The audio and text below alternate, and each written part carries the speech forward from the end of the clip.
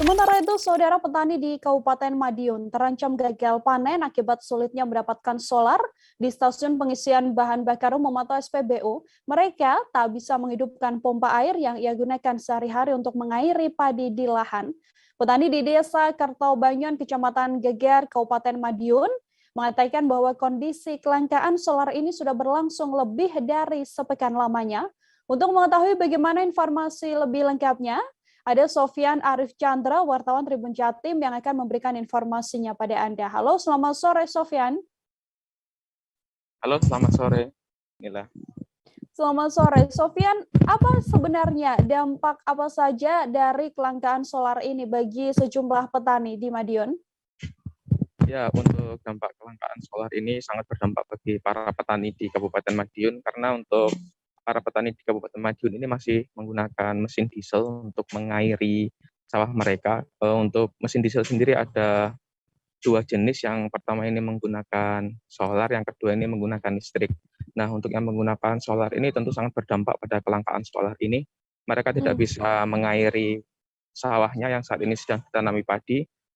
Kalau biasanya ini bisa mengairi setiap hari, karena akibat kelangkaan solar ini para petani hanya bisa mengairinya 2 hari sekali, dan jika itu pun mendapat solar, kalau tidak mendapat solar maka bisa saja baru 3 hari sekali untuk mengairi sawahnya, dan ini ditakutkan akan berdampak pada gagal panen.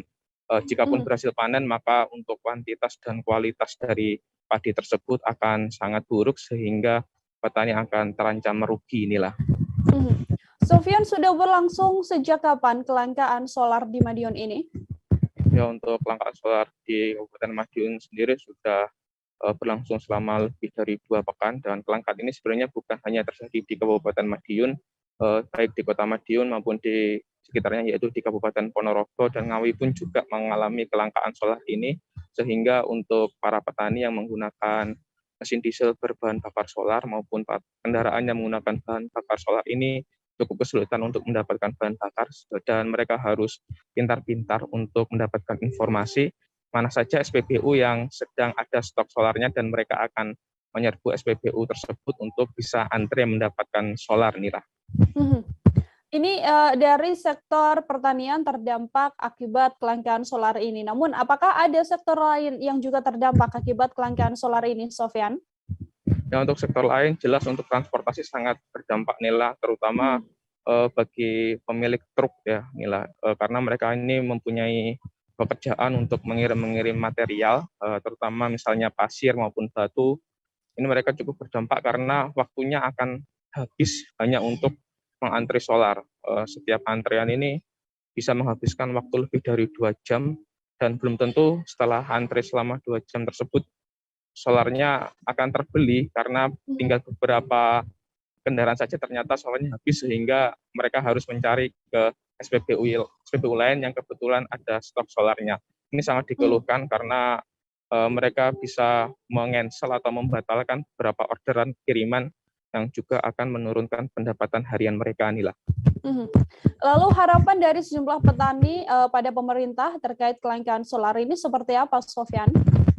Untuk harapan dari petani sendiri, mereka berharap solar ini sebaiknya ada setiap hari, walaupun tidak apa-apa harganya naik, karena pada masa-masa ini para petani ini sangat membutuhkan air, yaitu dengan cara memompa menggunakan diesel berbahan bakar solar ini, karena kalau sampai diesel ini tidak bisa aktif beroperasi untuk memompa air, ini akan gagal panen, sedangkan gagal panen ini tinggal 1 bulan lagi nih lah, sehingga sangat disayangkan jika tinggal 1 bulan saja kuantitas maupun kualitas padinya ini turun, sehingga para petani ini rela untuk membeli solar dengan harga sedikit dinaikkan asalkan stoknya ada, karena kalau sampai gagal panen ini kerugiannya malah lebih banyak, gila.